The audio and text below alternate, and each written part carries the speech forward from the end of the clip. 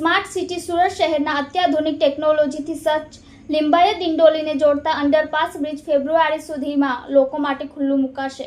Smart city સુરતમાં સતત વધી રહેલી જનસંખ્યાને ધ્યાને રાખી પાલિકા ટ્રાફિકનું ભારણ નહીં વધે તે માટે દર વર્ષે નવા રોડ અને બ્રિજ પાછળ કરોડો રૂપિયાના ખર્ચો કરે છે। ત્યારે ઓક્ટોબર 20થી શરૂ થયેલા લિંબાયતને ડિંડોલીથી જોડતા અંડરપાસ બ્રિજનું કામ પૂર્ણતાને આરે છે અને ફેબ્રુઆરી મહિનામાં લોકો માટે શરૂ કરી દેવામાં આવશે તેવી શક્યતા છે। આ ઓવરબ્રિજ ઘણી બધી રીતે વિશેષ છે। નંદનવન સોસાયટી પાસે ભેસ્તાન ઓવરબ્રિજ ઉપર એપ્રોચ બન્યા બાદ લિંબાયતના લોકોને ભેસ્તાન માટેની કનેક્ટિવિટી સીધી મળી રહેશે।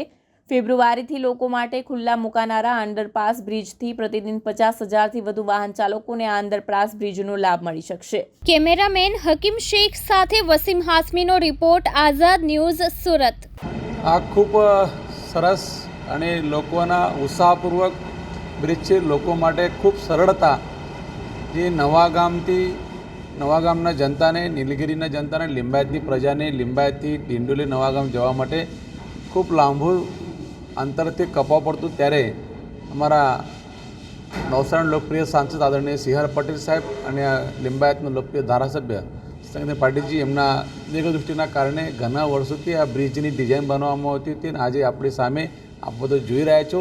ખૂબ સુંદર અને આજે અમે બધું જોયું સંદેશ ન્યૂઝ પેપરના માધ્યમથી કે ગુજરાતના સૌથી લાંબો અંડર બાયપાસ બ્રિજ આ લિંબાયતને બનાવવામાં આવે છે। એની સાથે સાથે આધુનિક ટેકનોલોજી સાથે એની પણ આપણે બધું જોઈ રહ્યા છો કે એની અંદરમાં લાંબો બ્રિજ હોવાના કારણે પબ્લિકની જે નીચેથી ધુવાળો નીકળે છે એને કવર કરવા માટે અહીંયા ઓક્સિજનની પણ વ્યવસ્થા કરવામાં આવી છે અને સાથે સાથે ફાયર સેફ્ટી પણ વ્યવસ્થા કરવામાં આવે છે।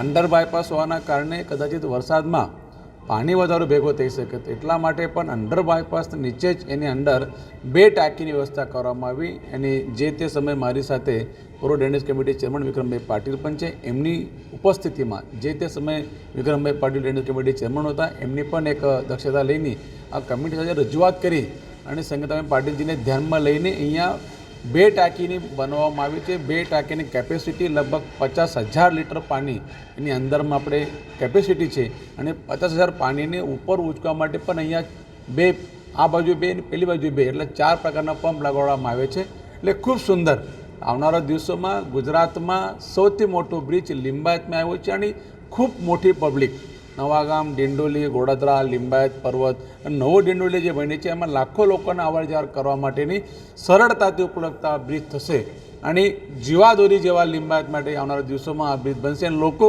લિંબાયતના ધારાસભ્ય સંગીતા પાટીલજીને અને કેન્દ્રીય જળશક્તિ મંત્રી આદરણીય સી.આર. પટેલ હંમેશા યાદ કરશે। સુરત મહાનગરપાલિકા અધિકારી દ્વારા ખૂબ સુંદર કામગીરી કરવામાં આવી છે અને ટૂંક સમયમાં એનું લોકાર્પણ કરવામાં આવશે। કેટલું ખર્ચ થયો તેની પાસે સાહેબ? એનો અંદાજે 60 કરોડ જેવો ખર્ચો તે 2020માં એનું ખાતમુહૂર્ત કરવામાં આવ્યું હતું અને આજ લગભગ એમાં પૂર્ણ કરવામાં આવશે।